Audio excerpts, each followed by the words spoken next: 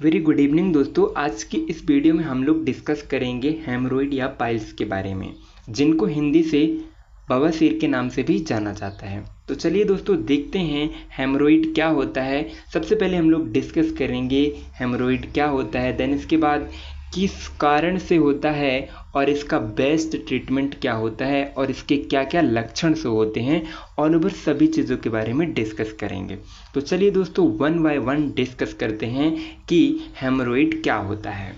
हेमरोइड also called piles और swollen vein in your anus and lower rectum similar to varicose vein। दोस्तों ये जो हेमरोइड या पाइल्स होता है, जो रेक्टम होता है दोस्तों, एनस आप लोगों ने देखा ही होगा, तो एनस के अंदर जो वेन्स होती हैं उनमें स्वेलिंग आ जाना, वेन्स का रप्चर हो जाना, और रेक्टम और लोअर रेक्टम, जो रेक्टम वाला पार्ट होता है, रेक्टम वाला एरिया होता है, तो वहाँ पे वेन्स का वहाँ पे वेन्स में स्वेलिंग आ जाती है और वेन्स का रप्चर हो जाना। ये कंडीशन क्या कहलाती है दोस्तों? पाइल्स कहलाती है।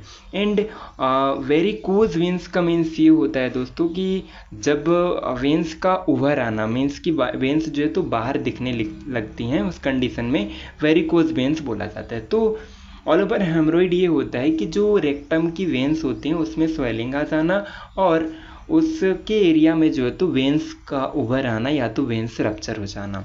देन इसके बाद हम दोस्तों डिस्कस करते हैं नेक्स्ट पॉइंट में क्या लिखा है। Haemorrhoid can develop inside the rectum.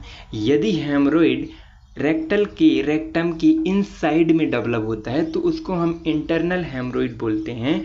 और under the skin around the anus, यदि एनस के अराउंड में, सपोज दोस्तों ये एनस है और एनस के अराउंड में यदि वहाँ की वेन्स रप्चर हो रही हैं, वहाँ पे स्वेलिंग आ रहा है, तो उसको हम एक्सटर्नल हेमरोइड बोलते हैं। देन इसके बाद हम नेक्स्ट डिस्कस करेंगे कि what are the causes of piles, किस रीज़न से ये कॉज होते हैं दोस्तों। तो चलिए देखते हैं। स्ट्रेनिंग ड्यूरिंग बोवेल मूवमेंट, जब बोवेल बहुत ही ज़्यादा मूवमेंट होता है, कहना चाहिए कि बहुत दिनों से यदि किसी को एब्डोमिनल प्रॉब्लम चल रही है, जैसे कि किसी को बहुत दिनों से डायरिया हो दोस्तों, तो डायरिया में वहाँ पे बार बार जब वही चीज़ें रिपीटेशन होती है और वहाँ की वेन्स जो है तो रप्चर हो जाती हैं। देन कॉन्स्टिपेशन, यदि कॉन्स्टिपेशन किसी पेशेंट को होता है तो वो बहुत ज़्यादा प्रेशर पुट करता है एनस में, तब भी उसको ऐसी कंडीशन आ जाती है।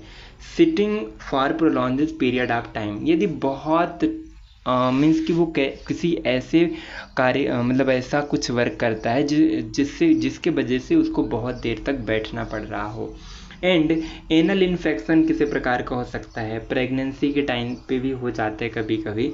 Certain disease such as liver cirrhosis वगैरह की जब कंडीशन होती है दोस्तों, तब भी ये देखने को मिलता है। देन ओबिसिटी एंड जेनेटिकली भी बहुत ज़्यादा देखने को मिलता है। और लोअर फाइबर डाइट, जो लोअर फाइबर डाइट इंटेक करते हैं उनको भी ज़्यादातर ये कंडीशन देखने को मिलती है दोस्तों। मेनली तो यदि किसी पेशेंट को कोई भी डायरिया वगैरह, डिसेंट्री डायरिया चल रही है दोस्तों, उस कंडीशन पे जो है तो ये चीज़ें कॉज हो जाती हैं। देन इसके 2 टाइप्स होता है। अब आप कैसे पहचान सकते हैं कि ये हमको इंटरनल हेमरोइड है या फिर एक्सटर्नल? तो चलिए देखते हैं। देयर आर 2 टाइप ऑफ हेमरोइड, जो है तो पाइल्स या हेमराइड बवासीर जो है तो 2 प्रकार का होता है। इसमें पहला है इंटरनल हेमरोइड। अब इंटरनल कैसे जानते हैं दोस्तों?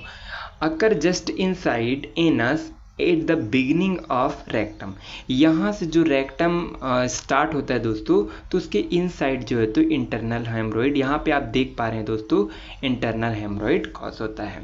तो एनस के यदि अंदर कोई हेमरोइड कॉज हो रहा है उसको इंटरनल हेमरोइड बोलते हैं। Then external haemorrhoid occur at the anal opening and may hand outside of the anus, यदि एनस के आउटसाइड या तो फिर जहाँ से स्टार्टिंग होता है एनस, वहाँ पे यदि कोई वेन्स रप्चर हो रही है, स्वेलिंग आ रही है, तो उस कंडीशन को एक्सटर्नल हेमरोइड बोला जाता है।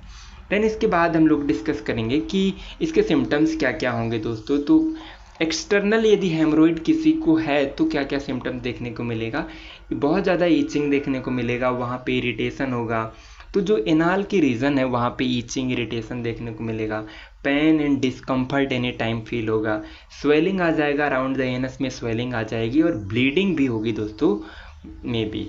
देन इसके बाद इंटरनल हेमरोइड के बारे में डिस्कस करते हैं। यदि किसी पेशेंट को इंटरनल हेमरोइड होता है तो उनको क्या क्या प्रॉब्लम होती है।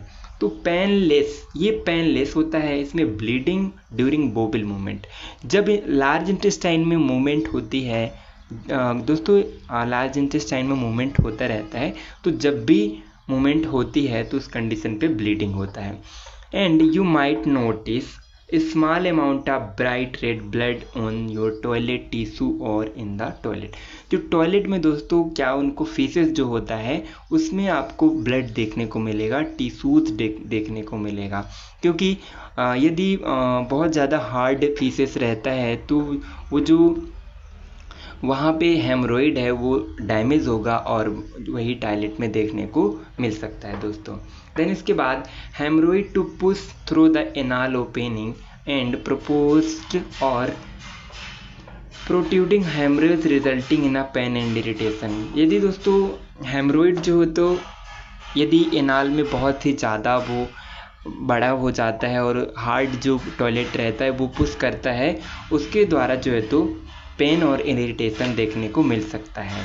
ट्रीटमेंट ऑफ हेमरोइड के बारे में कि ये पाइल्स की ट्रीटमेंट क्या होती है, तो दोस्तों होमोट्रीट हेमरोइड क्रीम आती है दोस्तों, ये जिसका रिजल्ट बहुत ही बेस्ट होता है।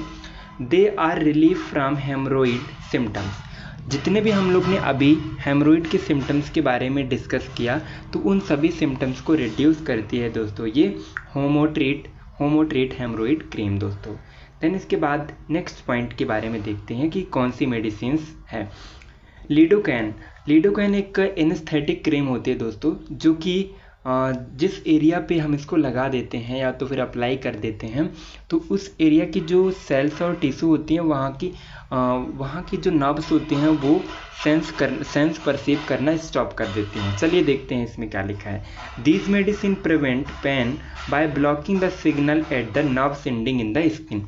मीन्स कि ये जो मेडिसिन होती है ये पेन को ब्लॉक कर देती है और इसका कहने का मीन्स ये है कि जो स्किन में नर्व एंडिंग होती हैं उनके सिग्नल को ब्लॉक कर देती है, जिससे हमें पेन का महसूस नहीं होता। तो दोस्तों ये मेडिसिन बहुत ही इफेक्टिवली यूज़ की जाती है कि जो इरिटेशन ईचिंग होती है उससे प्रिवेंट करने के लिए दोस्तों।